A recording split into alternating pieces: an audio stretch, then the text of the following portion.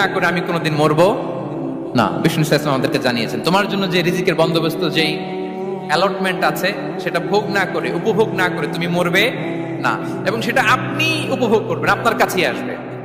ধরুন আপনারা যে ফল আমেরিকাতে খান, এটা কি আমেরিকায় চাষ হয় ফল, নাকি কানাডা মেক্সিকো থেকে আসে? এখানেই হয়, আবার বাইরে থেকেও আসে। লেটস সে আপনি যেই অ্যাপেলটা দিয়ে আজকে ব্রেকফাস্ট করলেন, যে অ্যাপেলটা আপনি খেলেন, এটা মেক্সিকো থেকে এসেছে। ওই অ্যাপেলটা যখন কুড়ি অবস্থায় ছিল, মুকুল অবস্থায় ছিল, তখনই ওটার মধ্যে আপনার নাম লেখা।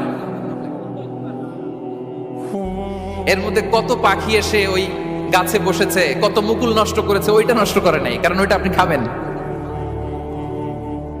ওইটা পুষ্ট হয়ে সুন্দর একটা ফল হয়ে ইম্পোর্টেড হয়ে এটা আমেরিকাতে আসলো, আমেরিকার বাজারে। অনেক মানুষ ওই ফলটা সুপারমার্কেটে যে ধরে চড়ে নেড়ে আবার রেখে দিয়ে চলে গেছে, নেয় নাই। ওইটা সে খাবে না, কারণ ওইটা আপনার রিজিকে লেখা।